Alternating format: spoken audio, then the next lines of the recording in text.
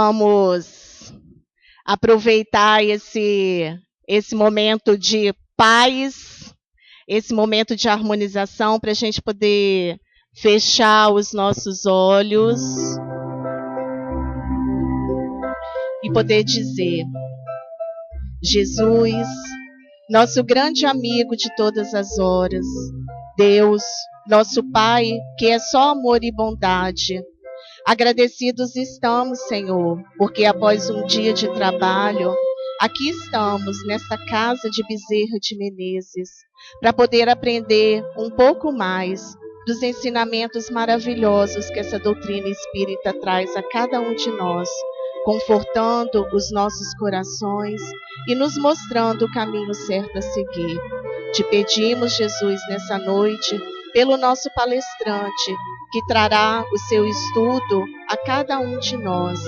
Obrigado, Pai querido, por tudo e que assim seja. O nosso palestrante da noite, esse jovem palestrante que está aqui, é o nosso evangelizador de mocidade. É ele que todos os sábados, né, Vinícius? É ele que todos os sábados está aqui de 9 da manhã até as 10h30, trabalhando com os nossos jovens, que são os jovens de 13 e 14 anos. E hoje o Vinícius, conhecido por nós como Vini, ele vai trazer para vocês um tema muito importante, que é acidentes e fatalidades.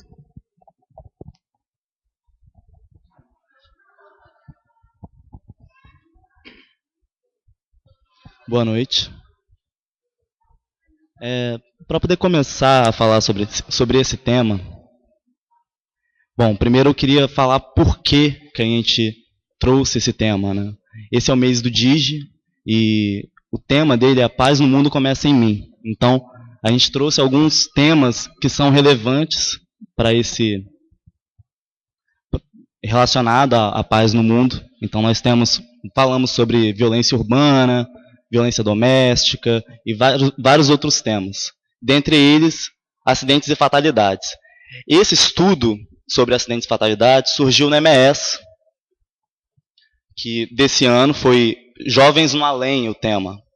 E nesse MES nós discutimos a respeito de vários temas, entre eles suicídio, aborto, anorexia, vigorexia, bulimia, vícios e dependência química, violência doméstica, urbana, doenças kármicas, álcool, DSTs e transtornos sexuais, entre outros. O motivo de nós queremos trazer esses temas é devido a esses temas serem motivo de desencarne, de morte prematura de muita gente, muitos jovens, né? Então, para poder começar a falar a respeito de acidentes, primeiro eu trouxe uns significados do Michaelis, que é um dos dicionários que nós temos, né? Para poder diferenciar um pouco o que é acidente, o que é fatalidade. Então, segundo Michaelis, acidente é o que é casual, fortuito, imprevisto, desastre, desgraça. Observem que ele não diz se... Ele fala sobre imprevisto, mas ele não diz que um acidente é algo imprevisível. São duas coisas diferentes. O que é imprevisto é o que não foi premeditado. Ninguém espera que ocorra um acidente, mas eles acontecem. Porém, nós podemos preveni-los. Então, diferente falar imprevisto e imprevisível. Já fatalidade não. Fatalidade, segundo Michaelis, é qualidade do que é fatal. Acontecimento funesto, imprevisível, inevitável, marcado pelo destino ou fado. Sucesso desastroso, desgraça. Observem esse número 1, qualidade do que é fatal. Para poder explicar isso, a gente tem que lembrar o que é fatal. E muitas pessoas pensam fatal relacionado à morte, né? Um acontecimento que é fatal, um acontecimento que leva à morte. Mas fatal, na origem da palavra, não significa isso. Ali embaixo nós temos. Fatal é prescrito pelo fado ou destino. Ou seja, fatal é tudo aquilo que é inevitável. E aí, como a morte é algo que é inevitável, a morte física é algo inevitável para todos nós, então atribui-se a morte, fatal a associação com morte. Mas fatal não é em origem isso. Então, fatalidade é qualidade do que é fatal, ou seja, uma fatalidade é algo que não se pode impedir. Ela vai acontecer. Ok? Bom, mas isso é o que o Michaelis diz, né? Isso é o que o dicionário diz. Agora, o que é realmente fatalidade? O que é realmente acidente para nós, espíritas? Existe realmente acidente? Existe realmente fatalidade? Então é isso que a gente vai falar hoje. Bom, para começar, eu falei que os jovens estão morrendo cedo, né? Devido àqueles temas que nós discutimos no MS, que eu não lembro se eu falei, mas é o encontro de mocidades espíritas do Espírito Santo. Então, os jovens de 14 até 20 e poucos anos se reúnem todo ano aqui na escola técnica, e lá eles debatem vários temas, cada ano tem um tema diferente. Como eu disse, o tema desse ano foi Jovens no Além. Esses temas foram discutidos. Bom, quem são os jovens? Eu fiz uma pesquisa e eu achei no site do DENIT, que é o Departamento Nacional de Infraestrutura e Transporte, alguns dados a respeito de acidentes de trânsito nas rodovias federais. E nós temos aí, só ler a legenda primeiro, o azul são lesões leves, são pessoas que tiveram uma lesão leve. O amarelo são lesões graves, e o vermelho, ou rosa, são fatais, são vítimas fatais, são mortos. Então nós temos as faixas etárias, eu não sei se vocês conseguem ler, mas se vocês olharem do lado esquerdo, as 3 primeiras faixas mais significativas são de 18 a 33 anos. Se a gente pegar as 4 mais significativas, 18 a 38 anos. Então tem muito jovem de 38 anos morrendo por acidente. E se a gente for olhar também, o número é expressivo. Nós temos aí cerca de, se a gente for olhar, até 43 anos, 48 anos, mais de 6 mil por cada faixa etária que sofreram algum tipo de acidente. Isso é durante o ano de 2011, tá? E esse lado esquerdo são só os masculinos. Se a gente for olhar, somar com o feminino, então a gente vai ter um número bem expressivo. Isso é importante observar para a gente não pensar que são só jovens de 18 anos que acabaram de tirar a carteira, que pegam um carro na estrada e que estão sofrendo acidente. Não. Tem muito jovem de 40 anos sofrendo acidente também. Já no site da ONU, eu já pesquisei agora a respeito de fatalidades, de coisas que a gente não pode prever ou impedir, teoricamente. E o site da ONU fala que quase 30 mil pessoas no ano de 2011 morreram devido a desastres naturais. Enchentes, terremotos, furacões e etc. Isso no mundo inteiro. 30 mil pessoas. É um número bem expressivo. Já essa tabela já mostra os tipos de desastres naturais. Então temos a primeira linha fala sobre terremoto e tsunami que aconteceu em março de 2011 no Japão. Esse terremoto, com o tsunami junto, ocasionou a morte de quase 20 mil pessoas, só no Japão. E temos outros tipos de acontecimentos. Tempestades tropicais, enchentes. Se a gente for olhar nesse quadrinho aqui de baixo, eu acho que está difícil para ler para vocês, mas a última linha é o Brasil. É o número de desastres naturais que ocorreram no Brasil no ano de 2011. São 6 desastres naturais que ocorreram aqui no Brasil só em 2011. O gráfico à direita mostra a quantidade de desastres naturais que ocorreram nos anos, desde 75 até 2011. E a gente vê que até 2005 é um crescente aumento. Então nós temos de 50 até 432 desastres naturais ocorrendo no mundo inteiro. Então é um aumento muito expressivo. E depois de 2005 a 2011 teve uma certa queda, né? Mas essa queda a gente vai discutir depois. É importante a gente observar que vários são os motivos desses desastres estarem ocorrendo, né? A gente pode falar sobre efeito estufa, a gente pode falar sobre o impacto que o homem tem no planeta Terra, mas muitos também vão dizer o contrário. Tem alguns cientistas que falam exatamente o contrário, que o impacto que o homem tem na Terra é muito pequeno, que isso tudo é uma grande cultura do alarmismo. Então o homem polui, mas essa poluição é muito pequena. O que acontece é que a Terra ela tem ciclos, e esses ciclos são desde desastres maiores a desastres menores, e eles duram séculos. E o que estaria acontecendo com a Terra hoje é um aumento desses desastres, que seria uma coisa natural da Terra, da dinâmica da Terra. Então temos pensamentos divergentes entre os próprios cientistas, entre os próprios pesquisadores.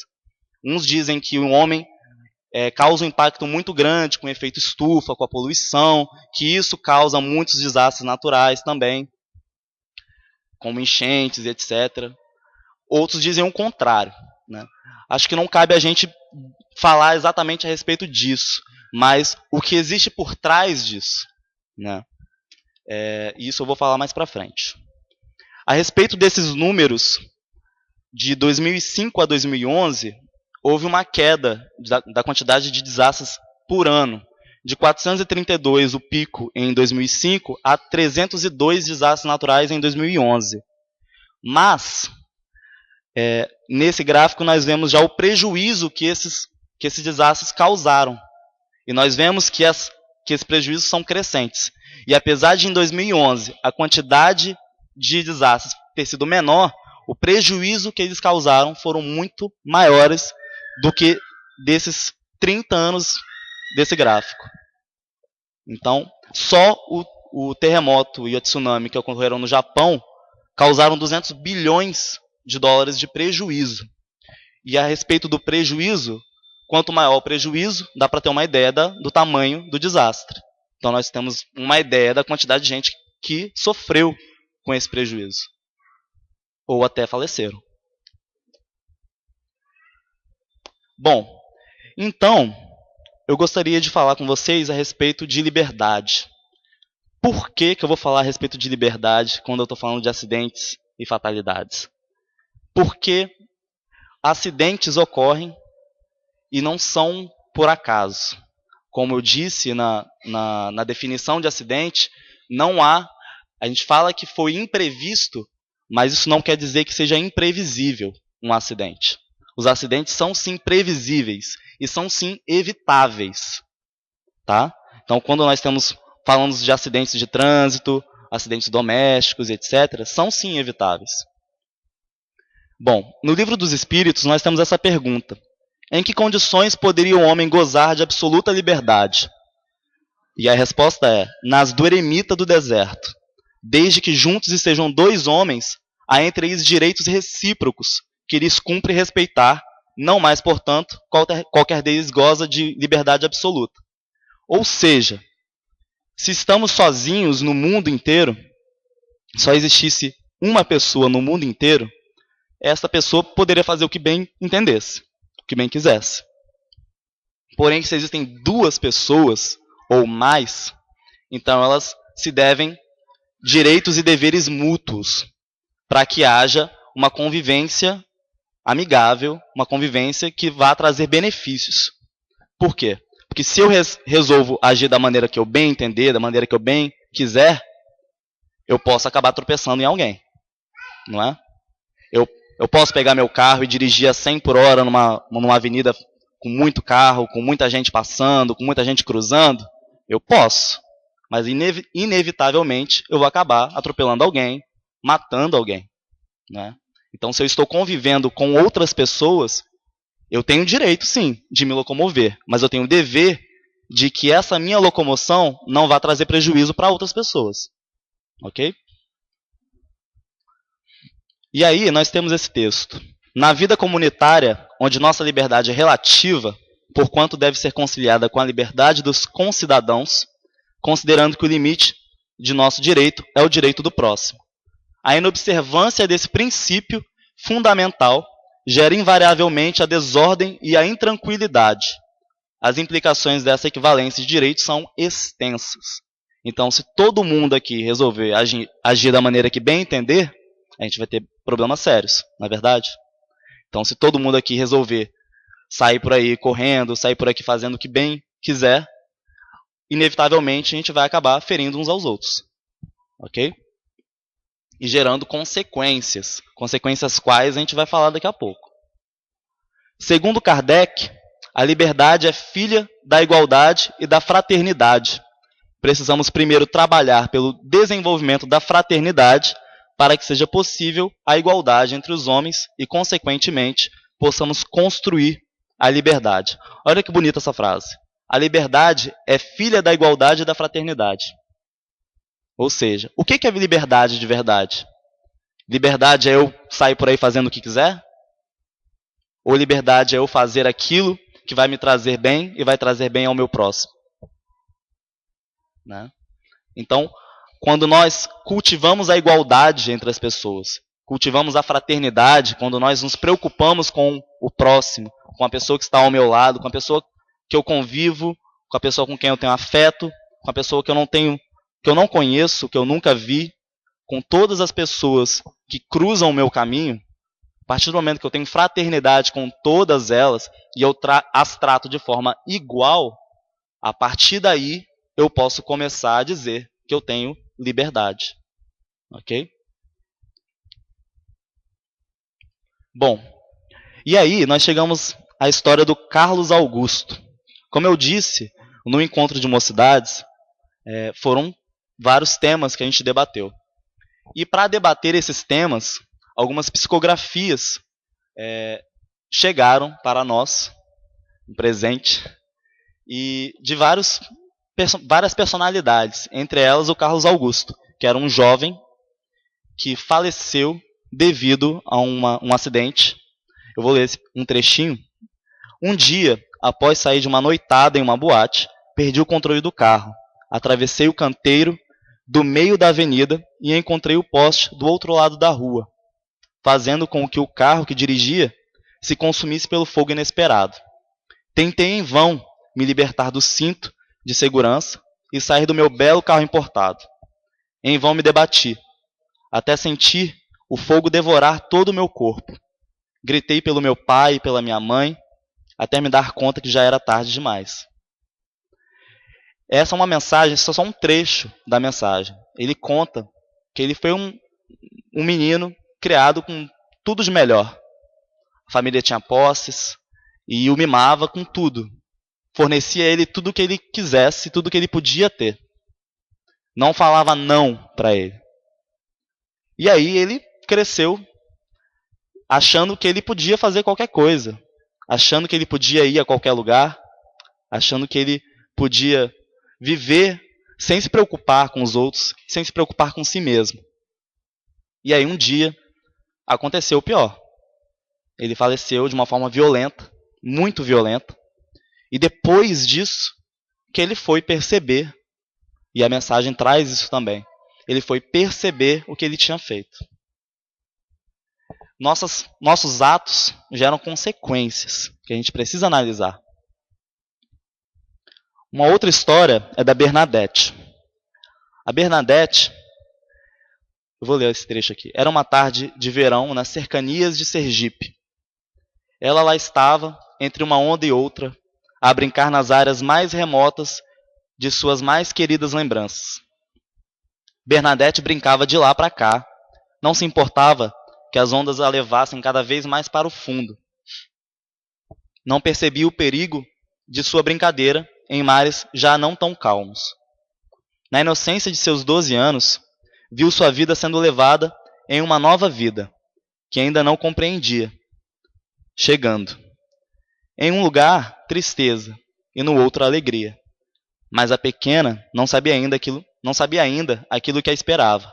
Era uma vida que alimentava a vida, muitas coisas a aprender, muitas alegrias e desafios a viver. Uma menina de 12 anos que morreu afogada. 12 anos. Então, o Carlos Augusto faleceu, desencarnou, devido a um ato inconsequente dele, que foi resultado de toda uma vida desregrada, toda uma vida de excesso, digamos assim. Já Bernadette não. Bernadette tinha 12 anos. E ela era inocente ainda. Ela não foi para noitada, não foi para balada, mas ela morreu afogada. Aí a gente para pensar nessas histórias às vezes, poxa, será que é justo? Será que é justo uma criança de 12 anos ser levada assim da vida, dessa forma? Bom, para responder isso, alguns pensamentos, a gente precisa trabalhar algumas coisas. Primeiro, entender o que é imprudência, de fato, e o que é fatalidade. No Livro dos Espíritos, tem a seguinte pergunta: haverá fatalidade nos acontecimentos da vida, conforme ao sentido que se dá a este vocábulo? Ou seja, existe a real fatalidade? Existe essa de a gente não tem como impedir? Realmente, todos os acontecimentos da nossa vida são fadados? Existe o destino? Quer dizer, todos os acontecimentos são predeterminados? E neste caso, que vem a ser do livre-arbítrio? Poxa, se está escrito, que direito de escolha eu tenho? Se está escrito, em que eu posso influenciar? Eu ia morrer desse jeito mesmo? Ou ia morrer daquele jeito? E a resposta que o Livro dos Espíritos nos traz é a seguinte: a fatalidade existe unicamente pela escolha que o espírito fez ao encarnar, desta ou daquela prova para sofrer. Escolhendo-a, instituiu para si uma espécie de destino, que é a consequência mesma da posição em que vem a achar-se colocado. Falo das provas físicas, pois, pelo que toca às provas morais e às tentações, o espírito, conservando o livre-arbítrio, quanto ao bem e ao mal, é sempre senhor de ceder ou resistir. Ou seja, o que nós entendemos como fatalidade, como algo inevitável, nada mais é que algo que nós escolhemos previamente. Então, se nós escolhemos, por exemplo, a Bernadette, se ela morreu de um jeito tão inexplicável, tão, à primeira vista, injusto, na verdade, isso foi uma escolha prévia dela, antes mesmo até de encarnar. Ela escolheu passar por uma situação tal que trouxesse um benefício para ela, devido a algo do passado que nós veremos logo à frente. Então, não existe fatalidade no sentido de é destino porque estava escrito. Existe no sentido de eu escolhi. E por eu ter escolhido, então isso vai acontecer. E se eu escolhi, por que eu escolheria morrer de um jeito tão violento? De um jeito tão ruim e tão jovem, com 12 anos de idade? Por que eu escolheria? Haverá fatos que forçosamente devam acontecer e que a vontade dos espíritos não possa evitar? Haverá fatos que forçosamente devam acontecer e que a vontade dos espíritos não possa evitar? Ou seja, existe alguma coisa que não tem como evitar, que é inevitável? E a resposta é: mas que tu, quando no estado de espírito, viste e pressentiste ao fazer a tua escolha. Não creias, entretanto, que tudo o que sucede esteja escrito, como costumam dizer. Um acontecimento qualquer pode ser a consequência de um ato que praticaste por tua livre vontade, de tal sorte que se não houvesse praticado, o acontecimento não se teria dado. Ou seja, a forma com que a Bernadette morreu é devido a algo que aconteceu no passado dela, algo que ela fez. O nome disso, que nós comumente estudamos no Espiritismo, é lei de causa e efeito. Se nós olharmos para Bernadette, por ela ter morrido afogada com 12 anos, isso é efeito de algo do passado. Ok?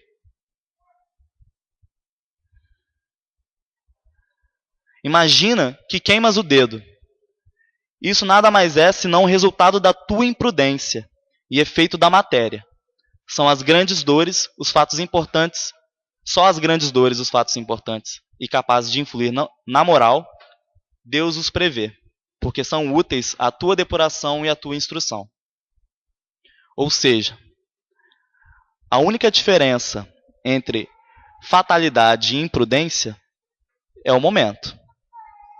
Porque os dois, tanto o Carlos Augusto quanto a Bernadette, faleceram devido a algo que eles fizeram. A alguma ação ou alguma atitude que eles tiveram em algum momento da vida. No caso da Bernadette, pode ser de vidas passadas. Vamos lá. De duas espécies são as vicissitudes da vida. Ou, se preferirem, promanam de duas fontes bem diferentes, que importa distinguir. Umas têm sua causa na vida presente, outras fora desta vida.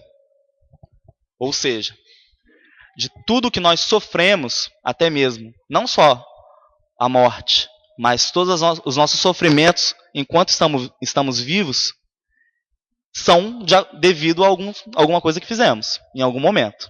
Pode ser no passado, pode ser em outras vidas, ou pode ser agora. Pode ser dessa vida. E os Espíritos nos dizem que muitas vezes é nessa vida.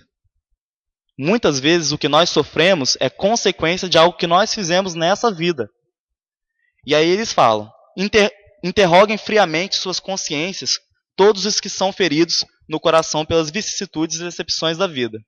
Remontem passo a passo a origem dos males que os torturam e verifiquem se as mais das vezes não poderão dizer: se eu houvesse feito ou deixado de fazer tal coisa, não estaria em semelhante condição. Ou seja, eu estou sofrendo agora. Poxa, por quê? Será que eu fiz alguma coisa que me trouxe até aqui? Me trouxe a esse sofrimento? E a resposta é que a maioria das vezes o sofrimento de agora é devido a alguma coisa que nós fizemos agora. Fizemos num passado muito curto, nessa mesma vida. E algumas vezes é devido a faltas ou a erros do passado de outras vidas, né? Algumas vezes. A quem então há de o homem responsabilizar por todas essas aflições, senão a si mesmo?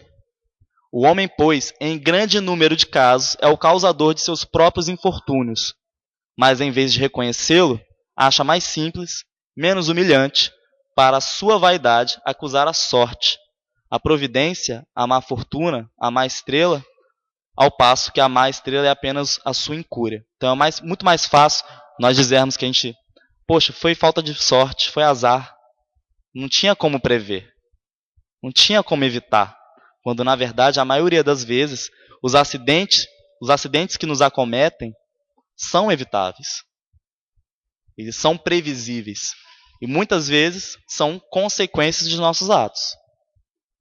Os males dessa natureza fornecem indubitavelmente um notável contingente ao cômputo das vicissitudes da vida.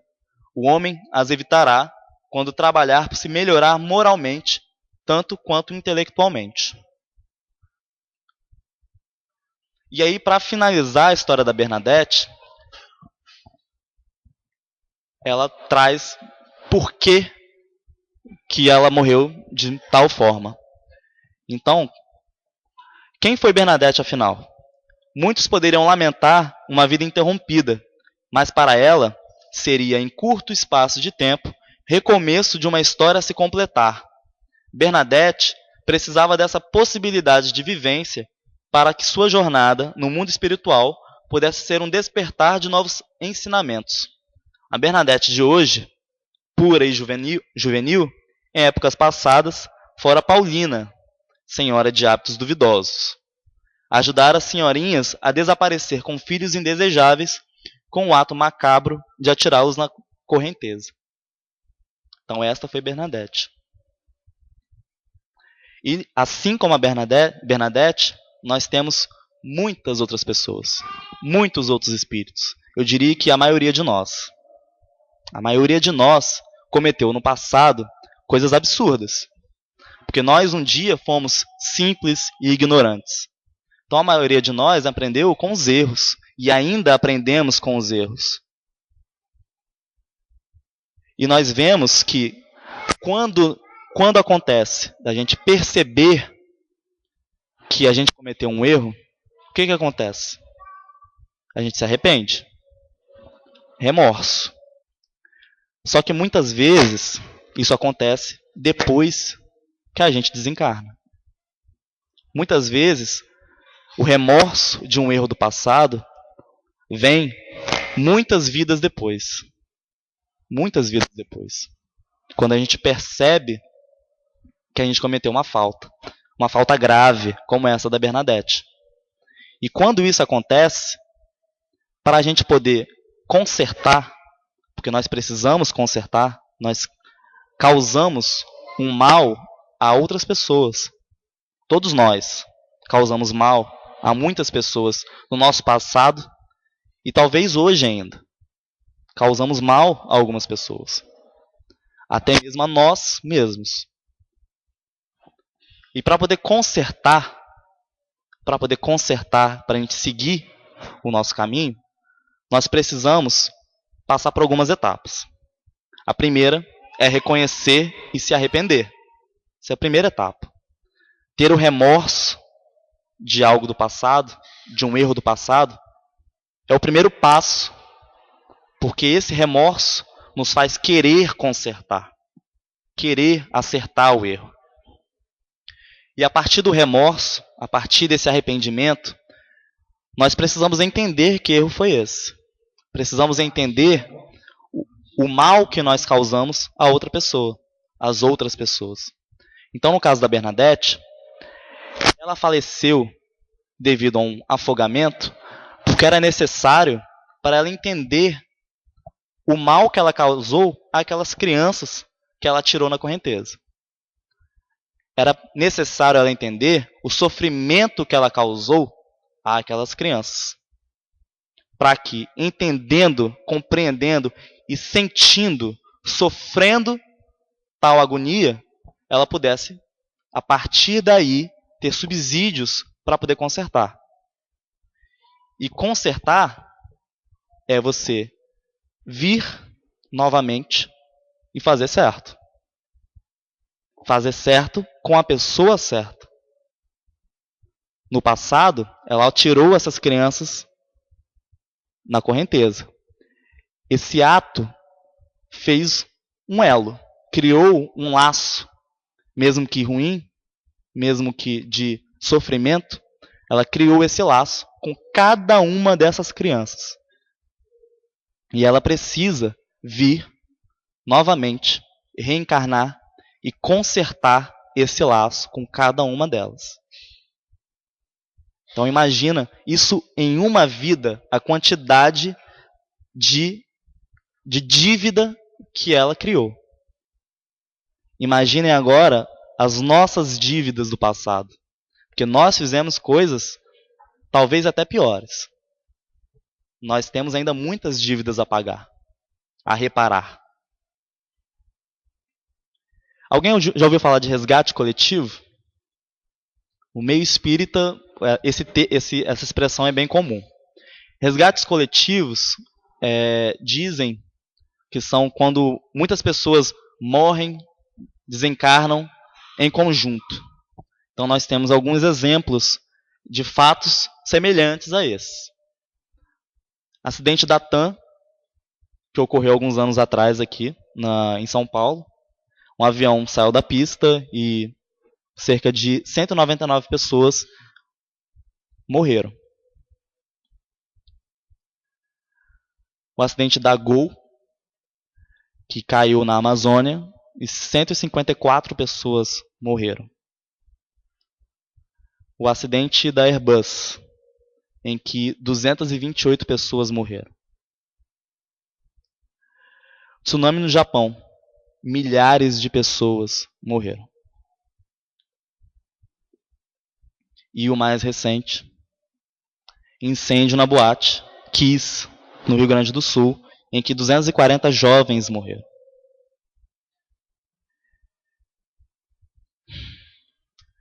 Esses jovens, de todos esses acidentes, isso não acontece por acaso. Isso não acontece por acaso. Todos nós temos dívidas a cumprir.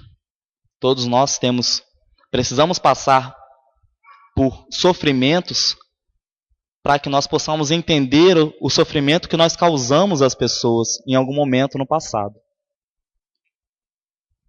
Esses sofrimentos, muitas vezes, nos levam a nos comprometer antes de encarnar com coisas, com situações desse tipo, em que muitas pessoas morrem em conjunto.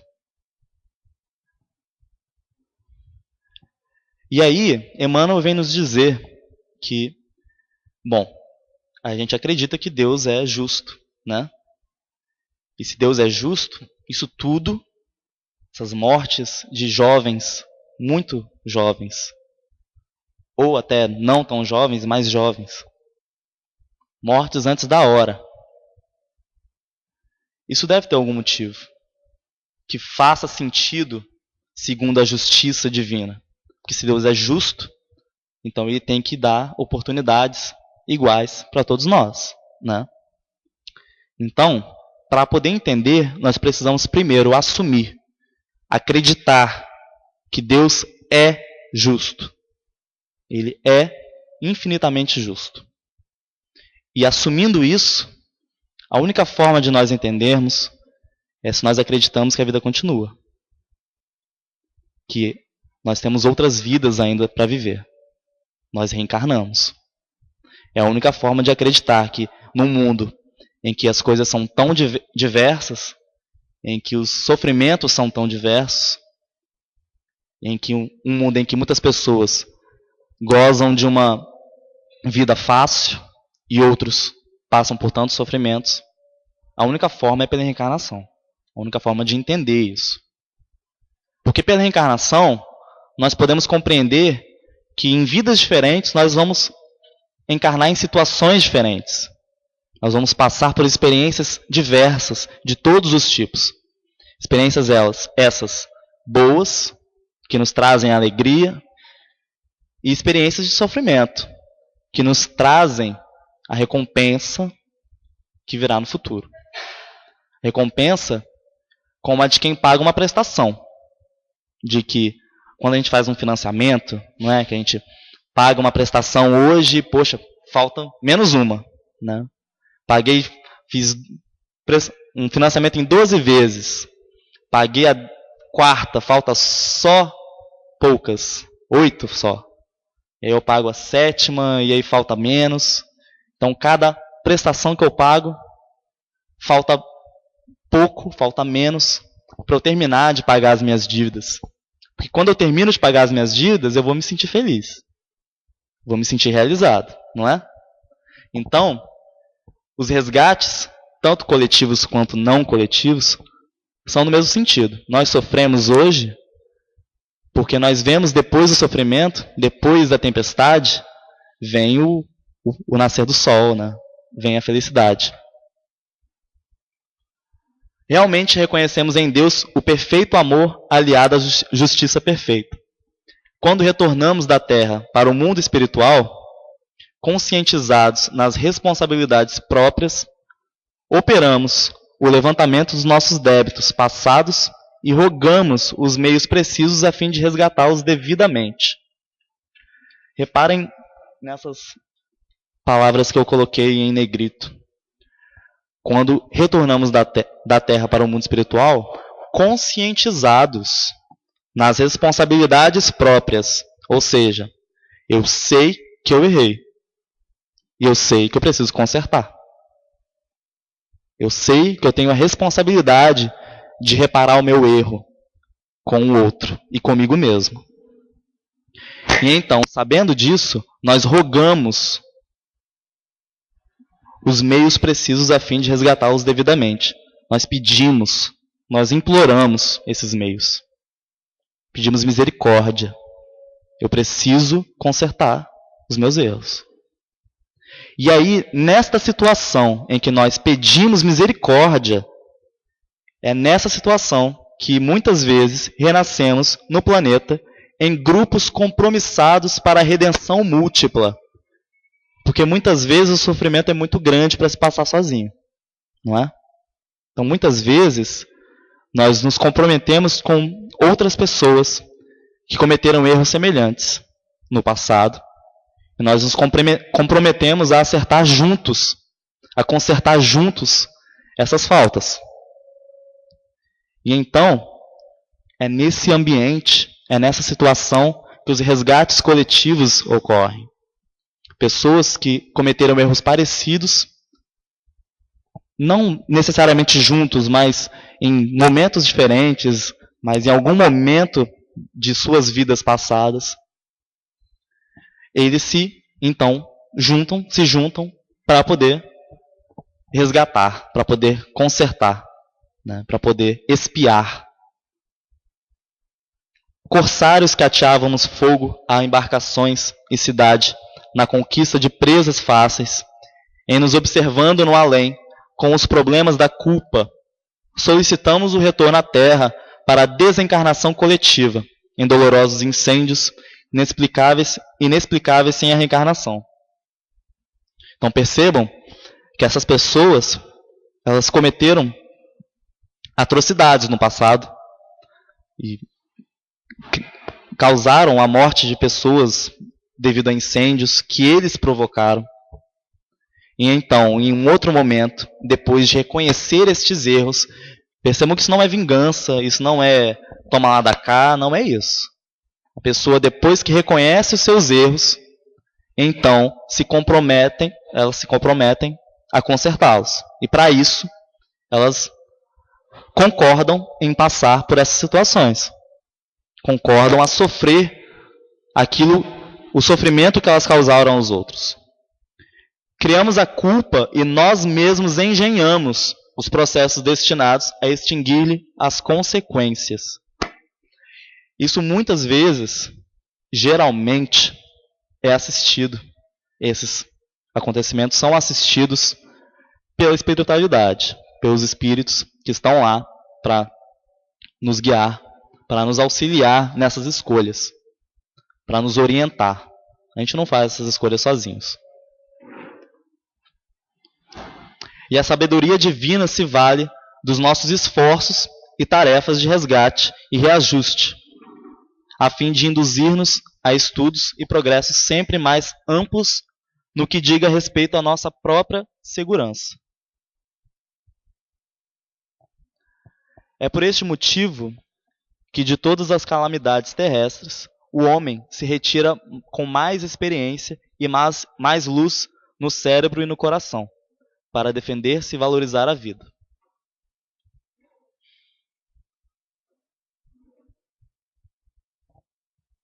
Bom, então nós começamos a entender que esses resgates, tanto coletivos quanto individuais, têm um motivo de existir, têm um motivo de acontecer. Só que nem sempre são só as pessoas que passam por isso que sofrem. Muitas vezes, quase sempre, as pessoas que ficam também sofrem. E aí, voltando a falar a respeito de acidentes e tentando fechar um pouco esse pensamento, o homem, por sua vontade, por seus erros, pode fazer com que acontecimentos que deveriam ocorrer não ocorram e vice-versa?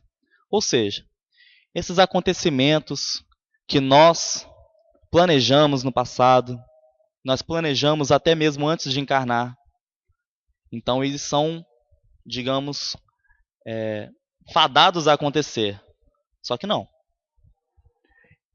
Pode o homem, sim, fazer com que esses acontecimentos não ocorram. E isso pode acontecer se essa aparente mudança na ordem dos fatos tiver cabimento na sequência da vida que ele escolheu. Ou seja, se esse acontecimento tinha como objetivo que eu aprendesse ou que eu sofresse algo para me ajudar em reparar, em consertar alguma coisa que eu fiz no passado, mas a minha vida tomou um caminho tal que eu pude aprender com outras coisas ou de outras formas, isso pode ser evitável. Esses acontecimentos podem deixar de ocorrer. Se a minha vida me trouxe o conhecimento, me trouxe um ensinamento, se minha vida foi tal que me levou a um conhecimento moral, que me fez perceber, me fez entender o sofrimento que eu causei em outra vida a outra pessoa, ou até mesmo a mim mesmo, então isso pode, como consequência, evitar um acontecimento que era premeditado, que era previsto a acontecer, né? Acresce que para fazer o bem como deve, pois que isso constitui o objetivo único da vida, facultado-lhe é impedir o mal, sobretudo aquele que possa contribuir para um mal maior. Ou seja, se, devido às circunstâncias da minha vida, eu fui levado a atitudes que, num futuro, podem trazer um bem maior para as pessoas que estão à minha volta ou para mim mesmo, esses acontecimentos que antes eram previstos podem ser adiados, podem não ocorrer, podem deixar de ser necessários naquele momento, ok? Bom, a felicidade não é deste mundo. Por que eu coloquei isso?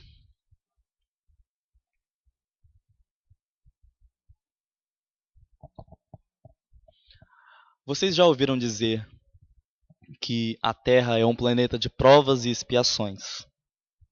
Acho que boa parte de sim, né? E isso significa dizer que as pessoas que encarnam no planeta Terra estão aqui para consertar erros do passado, para expiar, para sofrer aquilo que causaram a outras pessoas. E para passar por provas, que é justamente o consertar, que é justamente vivenciar situações semelhantes em que nós cometemos erros e provar que naquela situação, depois de ter estudado, depois de ter passado por expiações diversas, eu aprendi. Desta vez eu vou fazer certo. Ok? Então, o planeta Terra é um planeta de provas e expiações. Só que nós, hoje, estamos passando por uma fase de transição. Transição essa que é para um mundo de regeneração. Isso significa que acontecimentos diversos ocorrem neste exato momento para nos levar neste caminho. E o que é um planeta de regeneração? Os mundos regeneradores servem de transição entre os mundos de expiação e os mundos felizes. A alma penitente encontra neles a calma e o repouso e acaba por depurar-se.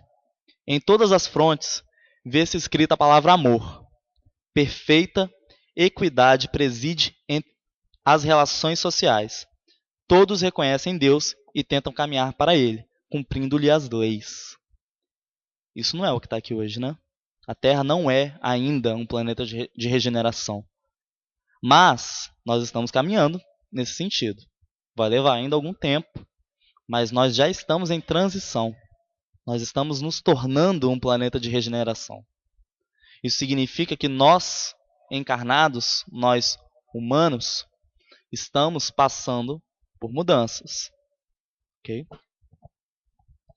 Nesses mundos, todavia, ainda existe a felicidade perfeita, mas ainda não existe a felicidade perfeita, mas a aurora da felicidade.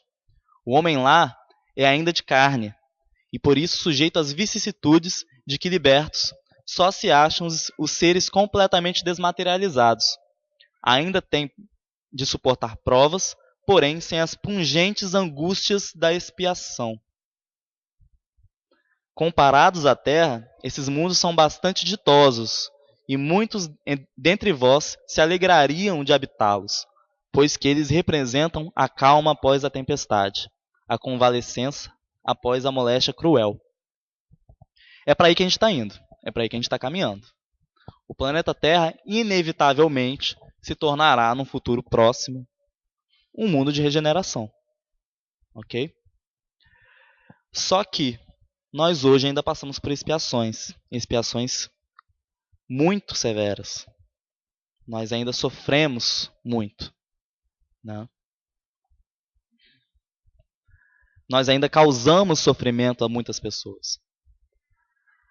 O que é importante dizer sobre essa transição é que nós precisamos acompanhar essa transição. Ok?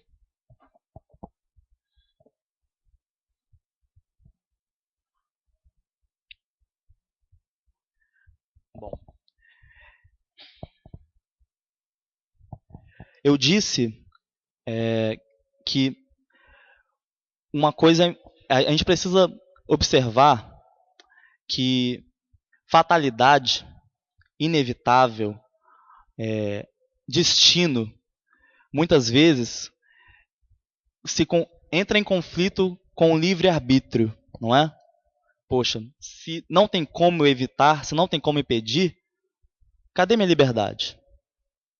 Cadê a minha liberdade de escolha das minhas ações, escolher o meu destino? Cadê? E a resposta é que nós sim podemos escolher o nosso destino. Nós sim podemos evitar os acidentes que nos acometem.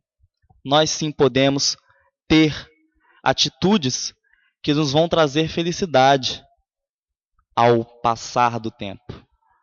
Não vão nos trazer sofrimento. Nós podemos mudar. Neste mundo em transição, a palavra de ordem é mudança. Como eu disse sobre desastres naturais, eles estão acontecendo com mais frequência. Eles estão cada vez mais, como eu mostrei nos slides anteriores, acontecendo nos últimos anos, deixa eu só voltar aqui.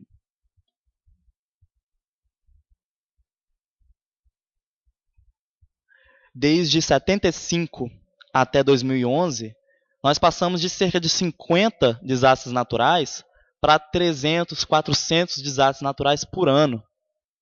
E aí a pergunta é, isso é por acaso que isso está acontecendo agora? Será que é por acaso que esses desastres naturais estão acontecendo neste momento, em que a Terra está passando por um processo de transição? Será que é por acaso? Será que é por acaso que tantas pessoas estão morrendo de forma coletiva? Não é por acaso. Então, esses desastres naturais também ocorrem como um processo de renovação. Porque a Terra precisa passar por esse processo de renovação e as pessoas que aqui encarnam precisam ter aquela visão de mundo de regeneração. Precisam estar de acordo com esse mundo de regeneração. Então, além de contribuir para que cada um desses espíritos possa consertar os erros do passado, os resgates coletivos ocorrem também como função de ajudar a Terra a transitar entre um mundo de provas e expiações para um mundo de regeneração. E no mundo de regeneração, como o Evangelho nos diz, a palavra de ordem é o amor. A palavra de ordem é a perfeita equidade entre as relações sociais. Imaginem um mundo em que existe igualdade social, em que as pessoas se respeitam em qualquer lugar. Este é o mundo de regeneração. Nós não somos ainda perfeitos, mas nós já temos evolução suficiente para conviver de forma pacífica e de aprender com o próximo. Bom, quando se fala de acidentes, de fatalidades, nós também falamos de perda de entes queridos. E aí, nós temos o seguinte: quando a morte ceifa nas vossas famílias, arrebatando sem restrições os mais moços antes dos velhos, costumais dizer, Deus não é justo. Humanos, é nesse ponto que precisais elevar-vos acima do terra a terra da vida, para compreenderdes que o bem muitas vezes está onde julgais ver o mal. A sábia previdência onde pensais divisar a cega fatalidade do destino. Poxa, desencarnar de formas tão violentas é muitas vezes uma bênção. São muitas vezes bênçãos para aqueles que passam por tal situação, porque eles vão encontrar a redenção. Eles vão sofrer o que eles fizeram outras pessoas sofrerem no passado e vão estar aptos a consertar esses erros. Mães, sabei que vossos filhos bem-amados estão perto de vós. Sim, estão muito perto. Seus corpos fluídicos vos envolvem, seus pensamentos vos protegem. A lembrança de que deles guardais os transporta de alegria. Mas também as vossas dores desarrazoadas os afligem, porque denotam falta de fé e exprimem uma revolta contra a vontade de Deus. Ok? Então, essa é a mensagem que o Evangelho segundo o Espiritismo nos traz a respeito da perda de pessoas queridas. É difícil passar, e eu acho que muitos de nós aqui já passaram por situação semelhante, de perder alguém que amava, não é? Mas nós precisamos lembrar que a vida não acaba. A vida segue. E muitas outras vidas virão. E essas pessoas passaram por situações tais que vão trazer alegria, que vão trazer felicidade no futuro próximo. Porque se elas sofreram hoje, elas vão poder consertar um erro amanhã. Ok? Muito obrigado.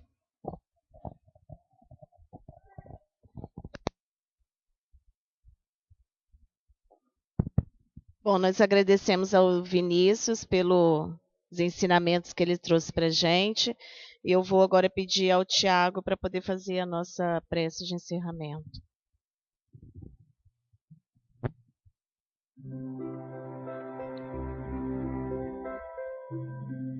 Vamos então fechar os nossos olhos, elevar os nossos pensamentos ao Pai e agradecê-lo por esta noite, onde pudemos aprender e entender um pouco mais sobre nossas existências, sobre nosso passado, sobre nossos futuros.